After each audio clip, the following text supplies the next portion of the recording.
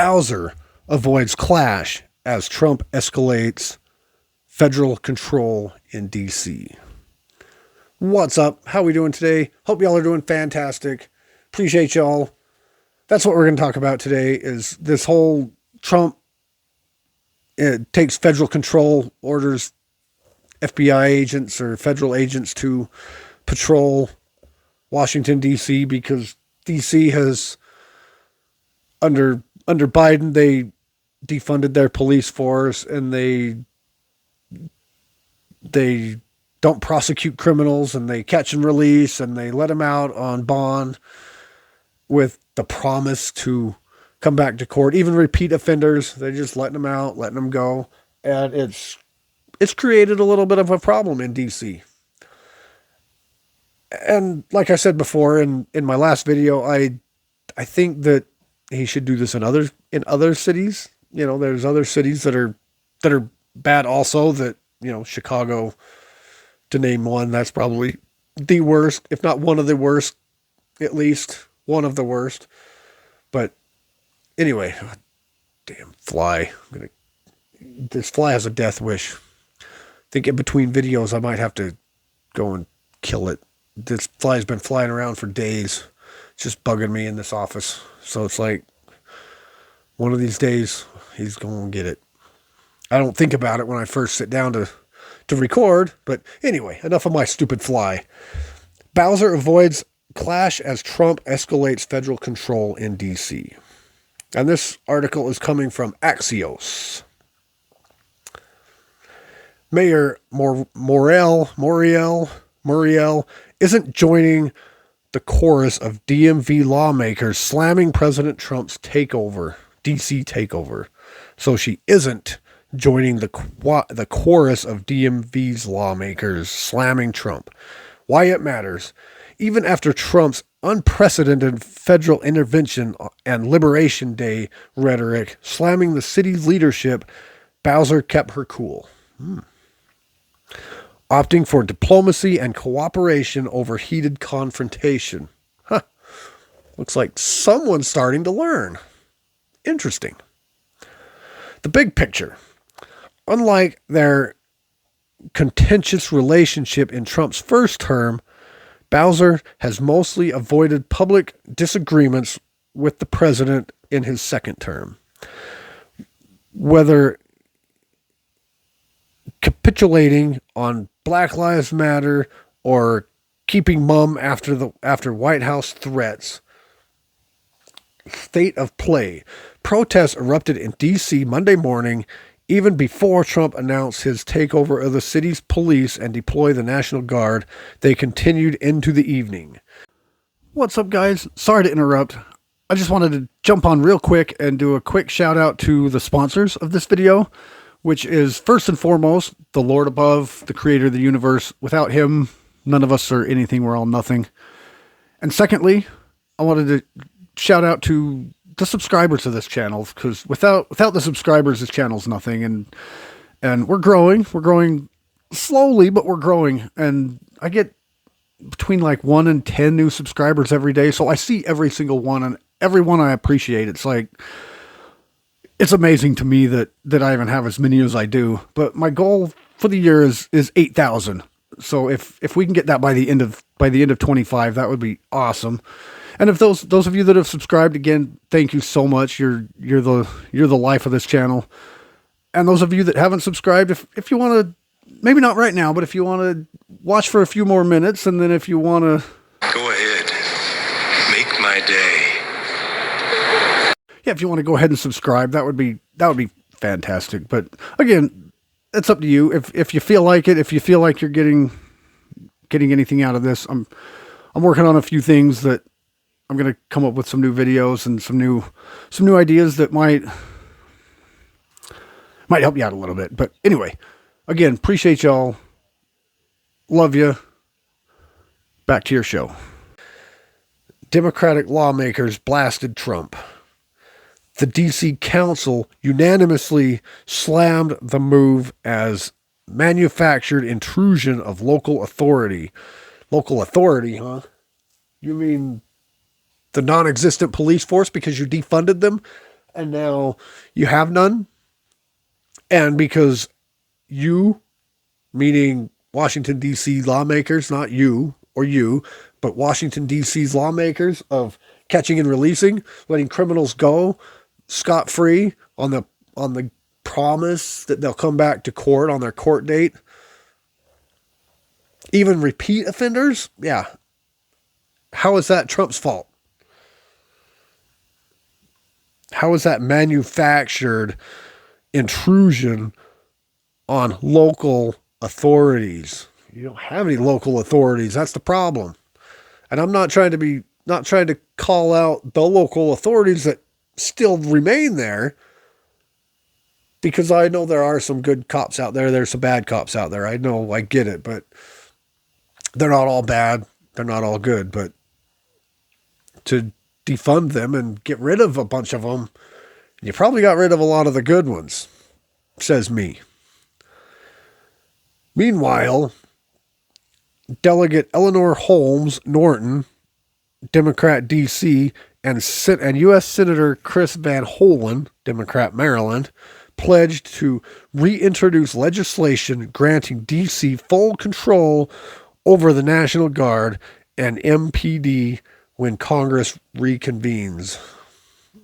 So it sounds like they're doing it the right way. So far, I haven't heard of any rogue judges coming in and putting the hammer down and saying, you can't do that. But I haven't heard of that yet. I'm sure we'll hear about it. But they're reintroducing legislation to present to Congress when they reconvene, which is the correct way of doing it. I don't disagree with that. Let Congress vote on it and say, hey, but to just have a rogue judge go slam the hammer down and say, Trump, you can't do that, it's not the way to go about doing it. But DC Attorney General Brian Schwab, whatever, told Axios that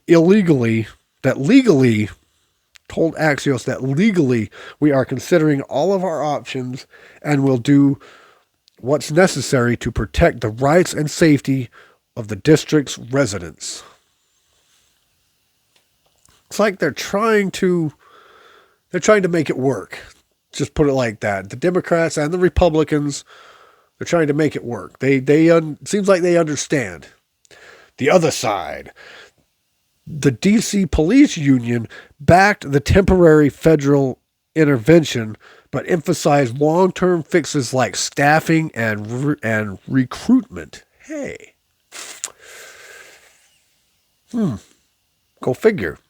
The police force, they're okay with the police force themselves are backing the temporary intervention.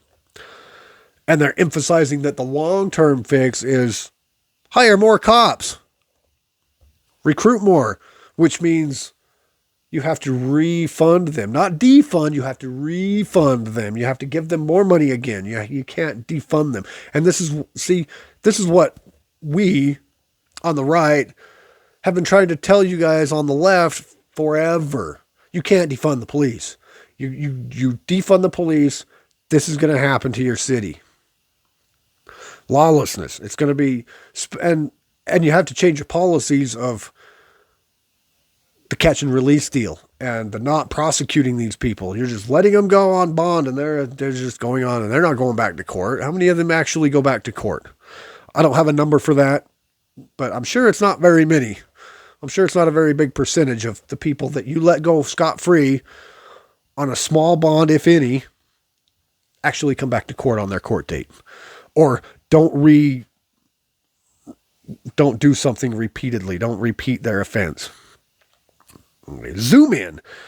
At a Monday press conference, Bowser echoed the union's call for more police recruitment and retention. You know what that's going to take? More money. But you've defunded it. You thought that was a good idea. And commitment to working with the feds to combat violent crime while maintaining the trust of D.C. communities. Wonder how much hell she's catching for this one from the Democrats for not battling with Trump over this deal. It's because she realizes that, because she's got a, apparently she started using her brain and seeing that, hey, we need this because this crime is out of hand, and this defunding the police thing. Yeah, it was popular a few years ago, but it's not working. Though it was popular, it got a lot of attention, got a lot of support, but in the eyes of reality, it didn't work. Defunding the police doesn't work. We tried telling you that.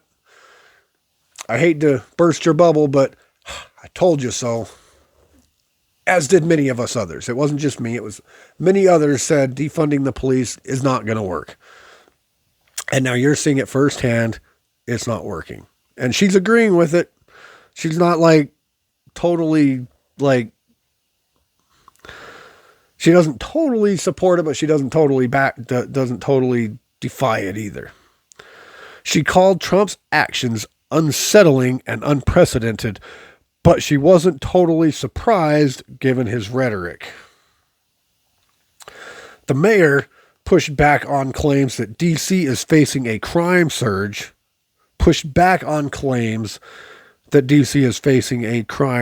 reiterating her administration's commitment to public safety and the need for statehood. Okay, so the mayor's pushing back a little bit. So who is Bowser? Bowser's, I think, the police chief or something, or what was Bowser? Bowser's the mayor. So what was that other one then? What mayor was that? Oh, the mayor, Bowser, pushed back on claims that D.C. is facing a crime surge, reiterating her administration's commitment to public safety and the need for statehood. Well, obviously not, because you defunded your police department. You're letting these criminals go. You're victimizing the criminals and you're criminalizing the victims. How is that commitment to public safety? Explain that to me. How does defunding your police and not prosecuting and catching and releasing your criminals, even the repeat offenders, how is that a commitment to public safety? Explain that to me. Somebody in the comments or whatever. How does that work? How does that do that? The Intrigue asked if she was worried about losing control of the city and facing a complete disaster. Bowser said. Bowser replied, "What could be a disaster is if we lose communities who won't call the police, if people who aren't committing crimes are antagonized into committing crimes." Okay, let's read that again. What could be a disaster is if we lose communities who won't call the police. So if the communities aren't calling the police because the hatred that's come of the police department over just a few bad apples, there may be more than a few bad apples, but the police, they won't call the police. Why? Because the police won't come. They take forever to get there. They don't patrol. They just let the criminals out anyway. So why bother? Why bother calling the police? It's not going to help, because, yeah, they might take them away, but they're going to be out tomorrow. They're going to be back here tomorrow. So why bother calling the police? Sorry about that. If people who aren't committing crimes are antagonized into committing crimes, that would be a disaster. Basically, what she's saying here is what was popular back then in this whole defund the police bullcrap didn't work. It's not working. We need more. We need to recruit more police officers and keep them. And obviously to do that, you're going to need more money to budget in more money for your police force. You're going to have to, wherever you put that money that you defunded, probably in the pockets of your Democratic Party, needs to go back into the police force so that you can pay them, because police, especially in places like that, aren't going to police for nothing. They're going to want to be paid. And if you want more police force, you're going to have to fork out more money to pay them. It's just how it is. And I guarantee you, if I lived in a city like that, I wouldn't want to be a police officer. No way would I want to be a police officer in a city like that. I mean, being a police officer in general it's just getting so hard nowadays with the amount of hatred that they get. Even the good ones, they get hate. They get so much hate that I wouldn't even in a small town like I live in now, I wouldn't want to be a police officer just because the amount of discrimination they get and hate that they get and scrutiny, that if you even look at someone wrong, it's a hate crime. It's whatever. You're going to jail because you looked at somebody funny, or you tased them, or you had to use your firearm for whatever reason. If you know that, even if I do it, even if it's totally my life or his life, and I shoot him, regardless, especially with the amount of racism that there is, if you're getting held, you're the guilty one regardless, because you're a police officer, you're the guilty one. So if you want to hire more police officers in your town, in your city, you better fork it up, and you better start prosecuting, and you better start holding these people in jail until their court date, put them where they belong and keep them there instead of just releasing them back into the wild. You want more police, you want better police force, you want good quality police force, you better fork out the dough, and you better actually have a commitment to public safety. You say you do, but obviously you don't, because you're letting them go. You're letting them right back out onto the streets so that they can do it again. And you've got one of the worst crime rates in the country. But at least you're starting to realize that, Mayor Bowser. At least you're starting to realize that.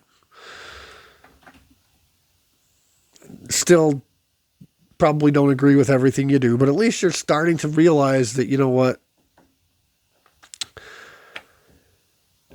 It's got to happen. Anyway, that's the video for tonight. Appreciate you. Love you. Again, I'm trying to get to that 8,000 by the end of the year. If you wouldn't mind, just do the YouTube stuff. Like, subscribe, comment, share. You know the drill. And have situational awareness. Be alert. Be aware. Stay protected. Carry the most legal, lethal thing you can carry. I know some of you may not be able to carry a firearm legally, but because of whatever reason.